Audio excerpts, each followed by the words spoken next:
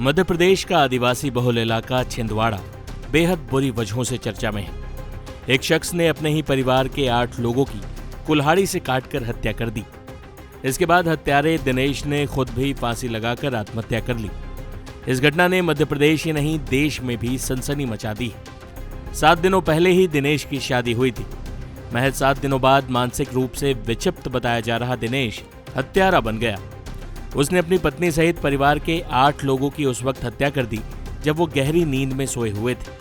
अब इस घटना पर मध्य प्रदेश के मुख्यमंत्री मोहन यादव का भी बयान आया है। मेरी जानकारी में लाया गया कि एक मानसिक रूप से विक्षिप्त नवयुवक जिसका विवाह अभी 7 दिन पहले हुआ, उसने अपने परिवार के ही 8 लोगों की अपने हथियार से खुद ने हत्या कर दी और अंत में अपनी स्वयं की आत्महत्या करके फांसी लगाकर खुद भी मर गया। ये घटना बड़ी दुखद है और ऐसी घटना एक तरह से सबको हिला देती है। दुख की इस घड़ी में मैं उनके परिवारजनों के साथ भी हूँ और उनकी घटना की जांच कराएंगे।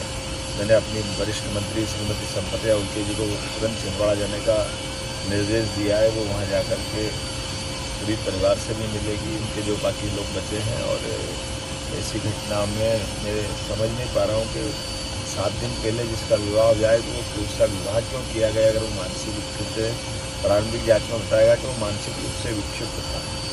आगे चलते समाज से भी आह्वान करता हूँ कि इसी में कम से कम विवाह जैसे नए परिवार बनाने के चक्कर में पुराना परिवार खत्म कर दे और वो जिस बेटी को लेके आएंगे उस पर भी क्या बीती होगी। मुझे बड़ा दुख है इस बात का, लेकिन शोक की घड़ी में मैं अपनी तरफ से सरकार जो कर सकती है जरूर सब कुछ करेंगी। ओम शांति। दिल दहलाने वाली इस वारदात के बारे में ज्यादा जानकारी दे रहे हैं छिंदवाड़ा के एसपी। ये घटना जो है रात को 2:30 बजे की है। 2:30 बजे ये एक व्यक्ति है दिनेश उर्फ भेरू और ये सरियाम लिखता है। ये 26 वर्षीय है और ये मानसिक रूप से विक्षिप्त है।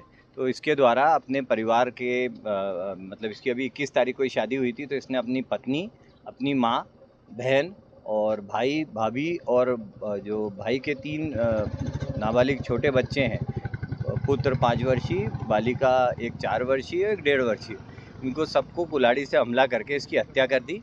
इनकी हत्या करने के उपरांत ये वहाँ से 50 मीटर दूर इसके ताऊ का घर है, तो वहाँ भी पहुँचा और वहाँ जो ताऊ के बेटा है 10 वर्षीय, उस पर भी हमला किया, जिससे उसके जबड़े पे कुल्हाड़ी का घाव हुआ। और वहाँ उसकी जो दादी बच्चे की थी वो कुछ निस्तार के लिए गई थी, तो उसने इसको आरोपी को देखा और हल्ला किया, जिससे ग्रामीण और लोग सजग हुए। इनकी गतिविधि से वो होकर के अपना कुल्हाड़ी फेंक के आरोपी जंगल तरफ भाग गया। इस सूचना को 3 बजे मिलने के बाद तत्काल मैं और हमारे एसडीओपी और यहाँ से लोकल थाना प्रभारी सबसे पहले यहाँ पे पहुँचे, थाना प्रभारी माहौलजीत, और उनके द्वारा और जो रात को अन्य का टास्क में भ्रमण पे थे अधिकारी सभी, तो 5 थाना प्रभारी लगाए गए और ये संभावना देखते हुए कि आरोपी ना भाग जाए, घेराबंदी इत्यादि भी रोड पे की गई। और जब जंगल की सर्चिंग की गई सुबह रोशनी में, तो ये पीछे जो नाले है उसके पीछे पहाड़ी पे एक पेड़ में इसकी लाश झूलती हुई प्राप्त हुई। जो आरोपी है इसकी, जो परिजनों और ग्रामीणों से पूछताछ की है, तो उनके द्वारा बताया गया है कि ये मानसिक रूप से विक्षिप्त था। छिंदवाड़ा की घटना से कई सवाल उठ रहे हैं। आखिर मानसिक विक्षिप्त व्यक्ति का विवाह क्यों करवाया गया? क्या लड़की वालों को उसकी मानसिक स्थिति के बारे में पता था?